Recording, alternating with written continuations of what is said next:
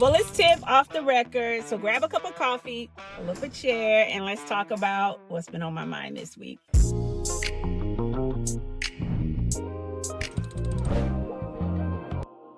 So first of all, I've been running around today getting ready to go on a sabbatical. So for 6 weeks, I'm going to be offline. Well, I'll be online, but I won't be working. And I'm excited about that. This is probably my 3rd or 4th year. I think this is the 4th year that I've done this. Last year was the first year I actually said it online, and it was like this big thing, okay? But, I do it every year. I do it every year around my birthday. My birthday is in July. I went to the nail shop today, by the way. I always get white nails, okay? Because I don't like to switch it up. Went to the nail shop today. As I'm paying, took a Jolly Rancher and got a red tongue like a 2-year-old. Okay, so if you see my tongue is red, it's because I had a Jolly Rancher as I was checking out today. But I'm excited about going on this sabbatical. I also got my hair done, and I'm not quite sure if I like what's happening. Trying to do something different. She put this black mixed in with this brown. I really think I would have preferred brown on brown. I'm trying to make myself like it. You ever have your hair done, ladies, and it's like it's too much to undo, and you're just trying to convince yourself you like it? That's me. I'm like, girl, you cute, stop fussing with it, it's cute. And I'm like, girl, you insane, this is so stupid. What this hair is doing is so stupid. Just go like this, girl, and then it look okay. Just don't move. If you just don't move your head and just go like this, it'll look fine. So just don't move for 6 weeks. Like, what am I? Okay. All right, I gotta stay focused. So I wanted to talk to you though about sabbatical and kind of what I have been feeling about this. I think I'm the only person, at least in my friend circle, that takes such a long extended time off. A lot of my friends that are entrepreneurs, let me just say this, because this life is not necessarily normal, but a lot of my friends will travel a lot more during the month, during the rest of the year, where I don't normally do that. I'm just one of those type of people. Once I'm locked in on something, I'm locked in, and I don't like to necessarily take myself from work and then go travel somewhere to experience a place that by the time I get comfortable in the place, it's time to go. I don't like that. Like, I just do not like that. I realize now, like, anywhere I go, I need to be there like 10 days. I need that last day I was there, me to be like, I think I'm ready to go, either to the next thing or back home. And if I don't have that feeling, like if I feel like, dang, I wish I could stay here longer, I don't like that anymore. I think I've lived a life of entrepreneurship for so long that I have options that I'm not used to, like having to tell myself no. I think this has created a bit of a monster. So now I'm just like, let me just do a sabbatical. I love the fact that I get to unplug for this extended period of time. And I think that the rest work flow of people's lives is really not healthy anymore. I feel like either they're lazy and they're always resting, okay? They live a life of rest, or they're always working. And even when they're supposed to be resting, they're working, which I'm guilty of that. It's like even on and off day, you're still working. Even when you're supposed to be somewhere enjoying the moment, you're still working. I can literally go to a movie theater and be sitting watching the movie and just thinking about work constantly. Entrepreneurship it can be all consuming. And it's very frustrating when it seems like everybody around you is like ready to just chill and have a good time. And you got a gazillion things that you still got to figure out in your head. It's like, I ain't got no chill in me. Let's sit and watch a movie in me. I don't have it in me. I got too much on my mind that I feel like I already got to do. And I am learning, even in the weekly rest and work rhythm, that it is not my own hands that is getting this done. It is not my own work that is making any type of momentum, anything that is moving us forward. It has nothing to do with what I'm doing. It has everything to do with God's hands and what God is doing. And while I'm a very big proponent of spending my time with God, I have grown to not even rush it. I probably spend hours with him every morning. If I didn't have kids, if I didn't have a family, okay, God would girl, no, you didn't pull that to the front. Get back, get thee behind me. Child is here. We gonna work with it, y'all, because y'all gonna be looking at this. Any content I shoot on sabbatical, this is what you're gonna be looking at. Unless I just can't take it no more, and somewhere where I'm out of town, I have somebody redo my braids, this is what you're gonna be looking at. So anyway, I don't have hurry time with God for the most part. Sometimes if I wake up in chaos like kids and then it doesn't feel like I'm, getting to my time with him like I would want. But my preference is unhurried time with God. Like, that's my preference. So I don't like to schedule meetings early in the morning. I don't like none of that. Like, I like to, because I'm not no 4 a.m.er, okay? Don't call me. If I'm up at 4, it's because I'm still up from the night before. Like, it's not because I got up early. And it's not because I went to bed at 9 p.m. 9 p.m. for me is like 5 o'clock in the afternoon. Like, I mean, I can't tell you the last time I went to bed at 9 p.m. I can't tell you. So I am already a night owl. I get up in the morning. I want to spend my time with God. I like that rhythm. If I'm not spending time with God, this is good. I'm figuring this out with myself. If I'm not spending time with God and I'm not working, then I'm not awake.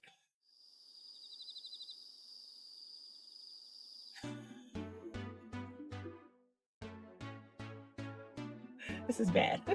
I'm just, okay, come together. If I'm not spending time with God, sorry about this, Jolly Rancher, and I'm not working, I'm probably not awake. I might be eating. Maybe I'm driving. Like, I don't really have the best rest work flow in my weekday. I'm just going to be quite honest with you, but I do have it annually. It's so crazy. Like, I remember when I first started to do the sabbatical, my husband, he would be like, are you gonna not work? Like, he was like trying to visualize what do you look like without a laptop? Like, without a keyboard attached to your fingers? Like, what is this gonna look like? What do you look like outside of, you get up, you spend time, what are you gonna do all day? And honey, I show him every year something, not working. I literally do not work. I'll shoot content, like the family content. I love like capturing like our moments and stuff like that. And, I'll shoot content and stuff like that. But as far as work, I don't work. I don't go on any calls. If you call me because you didn't know I was on sabbatical, of course, I'll take your call and see what you need. But 99% of the people, first of all, I don't get a lot of calls for work. Like, people don't call me. Like, they just call other people besides me. Thank God. I've reached a point in the business where I'm not the first person you call, typically, if you want to work with me. Or if you want to, I'm just not the first person you call. I have business partners that'll call me, but they know I'm on sabbatical. They're not going to call me about work, So it's like, it'll be just some random person that I don't talk to all the time that doesn't know. They might call me, and then I have to just tell them, oh, I'm on sabbatical, so I don't know. But now that I've been putting it on social media, I almost get no calls, because even if you're not in my like immediate circle where you would know, you see me posted that I'm on sabbatical. So I just encourage you, I don't know, I feel like I'm just rambling on this video, but I just want to encourage you to find the rest and rhythm in your week and in your year. And I get that maybe you feel like, oh, Tiff, I can't do what you do. Can't nobody take 6 weeks off. Okay, well, take what you can and don't work, because it's not you anyway. Everything you have is from God. Everything you have, even the work that you're doing with your hands, is based off the gifts that are put inside of you, and those gifts are based off of what God put in you. Everything you have is from Him. If you are the type of person that's just not lazy, you love to get up and work, that's a gift. Dr. Stella Immanuel says, she calls it the gift to get up and do. Like, the minute you have something that you want to do, you got the energy, you have the wit about yourself, you have the wisdom, you have at least enough faith, you have at least enough self-confidence to try, and you will get up and do. She said, that's a gift. And if you don't have it, you got to pray for it. She said, I tell people, fast and pray for that. The ability to get up and do. And I think that's so true. So if you already have that, then you have to force yourself to rest, because you have to force. It is almost like giving 10% of your tithe. It is telling God that this is not done in my own might. And while I can get locked in and be working, trust me, I know this is not what I do in my own might. And you made me a mere mortal. And this mere mortal needs to rest. And my birthday's in July, which is perfect because it's the 7th month of the year. This mere mortal needs to rest. It needs to not think about anything besides spending time with God, spending time with my family. What am I wearing today? Am I gonna wear the linen pants, okay, with the flowy shirt, because it's 76? Okay. And what you said? Okay. And that's all I want to think about. Like, I don't want to think about nothing else. So I'm excited. I'm typically so worn out by the time we go on sabbatical. Even if we go somewhere, I don't even want to go on an excursion. I'm like, I don't want no activities. But I actually am feeling a little adventurous this sabbatical, where I'm like, I actually want to go on an excursion or two. I want to, when we go different places, I want to do a little something, and I don't normally feel that way. So at least I go into this sabbatical with a little bit more adventure in my blood. I will say though, I am going into the sabbatical. I feel a little bit better now, but about 2 weeks ago, I was feeling it, man. I was feeling mighty low. I just was drained. I just was exhausted from being needed.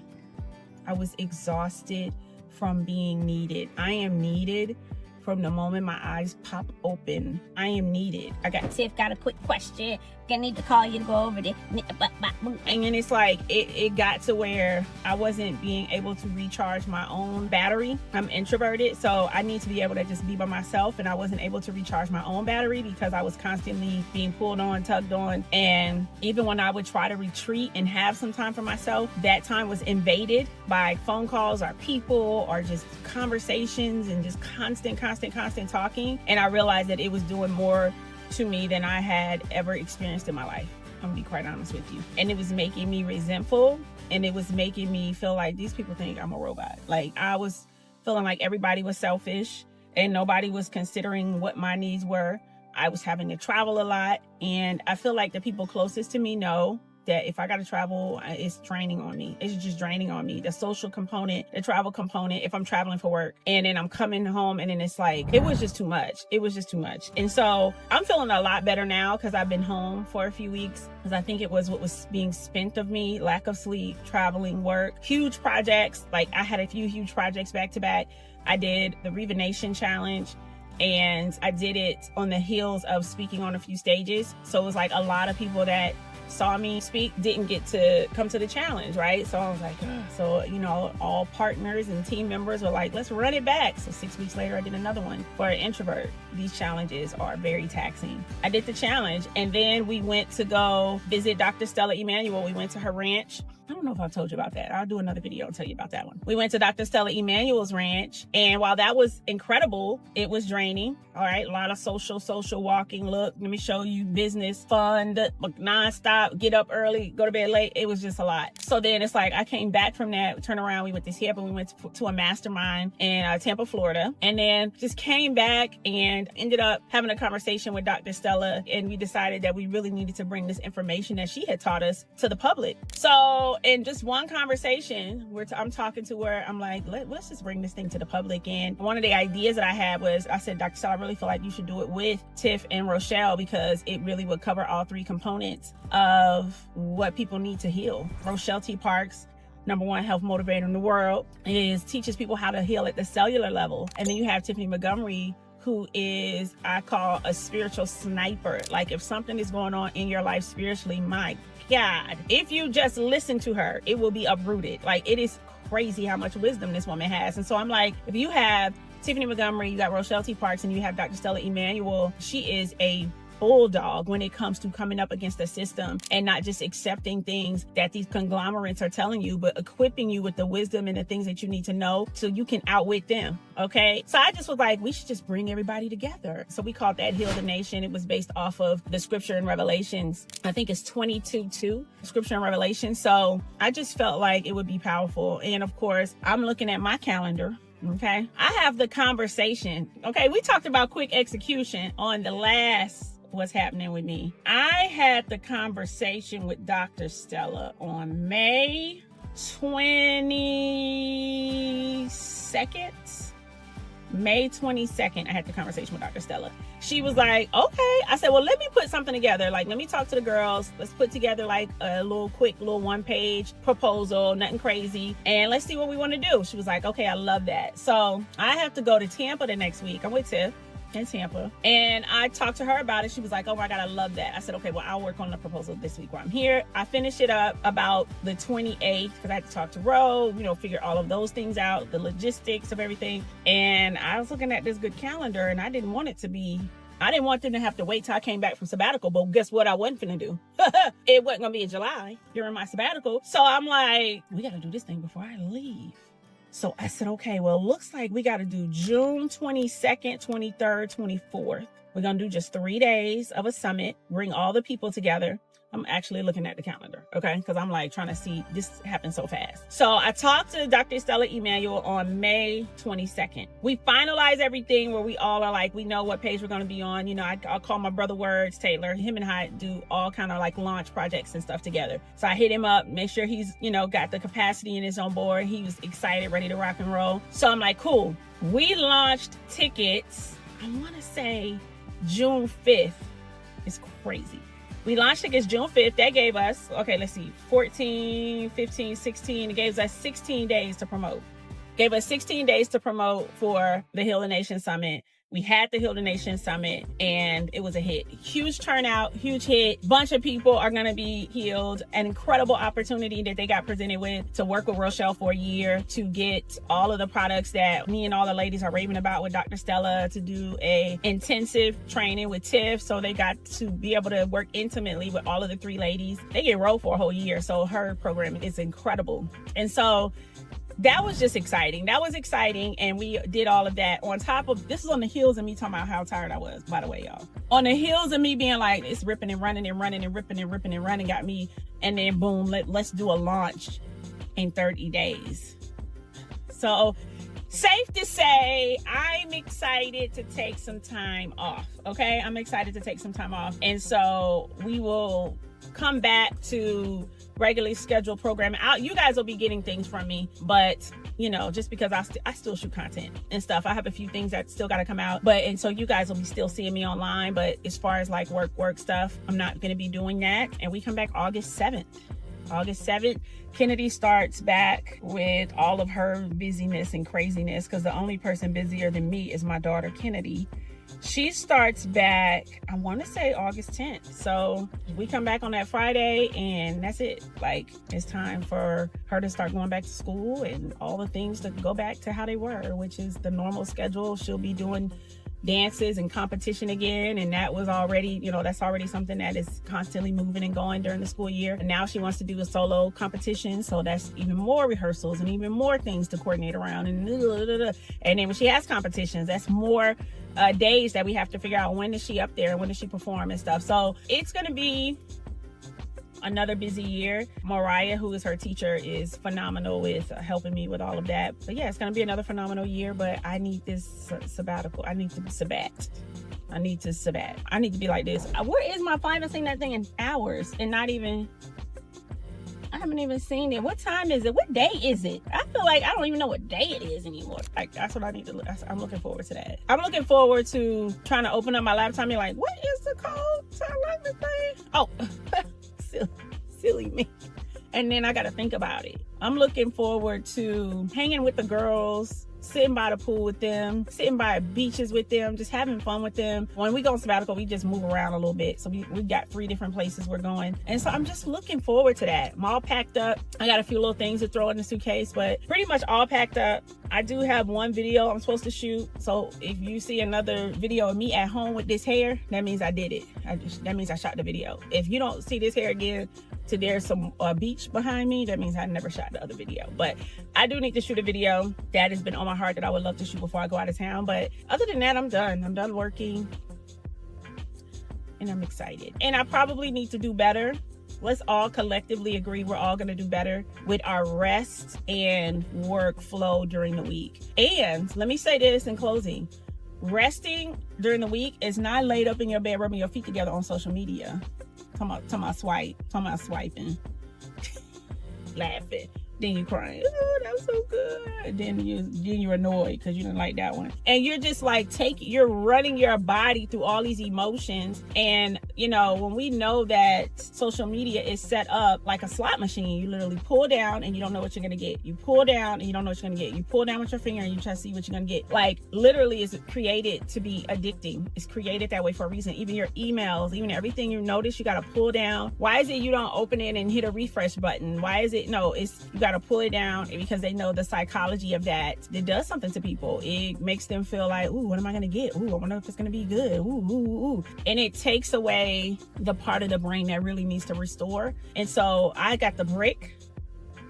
Honey, I got the brick. I don't know if you guys heard about it. It's a little gray. I don't have it with me, but it's a little gray box, and all you do is, whenever I'm on my phone now using this to record this, because this was an impromptu off the record, but this is my case, I have to take it off when I put my phone up there. So let's say I brick my phone automatically. It shuts down the same time every night and turns back on late morning after I've had my time with God. And so if I wanted to get in my social media apps or any other apps anytime sooner, then I have to, let's say I click on Instagram, and then it says go back to living. Like, you're not supposed to be on Instagram right now. So I would click back to living, and then I would have to go to the brick app and say I want to unbrick my phone.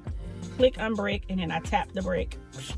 And when I tap the brick, it would unlock where I can be on social media apps. I've probably unbricked my phone manually maybe twice. I just wait until the time is available for me to be on social media. And outside of the time where it automatically bricks, I manually will brick it. If I feel like I'm about to work on something, or I can't seem to get focused, I'll just brick my phone. I'll just go to the app and brick it. And then I can manually tap the brick whenever I want to untap it. But I have been loving it. If you don't have one, get one. Get one for yourself, get one for your kids, just for the house. And you can tell them, hey, these at certain times, all of these apps need to be unavailable to you. And then once they're unavailable, they can't get in those apps without, where you have an emergency unbrick within the app. But other than that, you're supposed to go to the physical thing and unbrick your phone. So that has been working wonders for me. I got my son one. My husband, he doesn't be on social media like that, but I was telling him, like, let's just all use the brick. I'm gonna get my daughter going on hers. I'm gonna let her enjoy this summer. But when we get back to the school year, Apple has some little timeout things where it can time out of those, but I'm gonna have her brick it, because I want to be able to see if you unbricked it. Okay, so I just recommend it, you guys. It's quite lovely. It's quite lovely. So that's it for me, guys. I have new hair that I hate. I'm going on sabbatical. We had a successful summit. It was incredible. I think we are going to sell the replay of it. So if you didn't catch it live, we'll put the link somewhere below for you to catch the replay. It was so powerful. So powerful. We did the summit like this. Day one was, who is our clear enemy? So who is our clear enemy in the pharmaceutical world? Who's our clear enemy in our pantry? Who's our clear enemy spiritually when it comes to healing? Day two was, what is the clear solution to all three of those categories? And we had each woman speak from their mastery, perspective, experience. It was just so good. And then day three was, what are the clear impediments? Like, what are the things that I'm doing that are keeping me from the clear solution, and how we can overcome that? And so we talked about that on day three. Powerful bonus sessions. Rochelle actually cooked in her kitchen. Well, she makes these huge salads that are just all fruits and vegetables. And so she made a salad live in the kitchen, answered questions, talked about some of her favorite products and supplements. Worst Taylor hosted morning sessions, and they just went in. I mean, lives were transformed from the morning sessions alone. So if you want to catch the replay, we'll link some stuff below, because it was powerful. But other than that, next time you see me, I will either be on sabbatical or I'll be at home one more time with this hair. Y'all like it?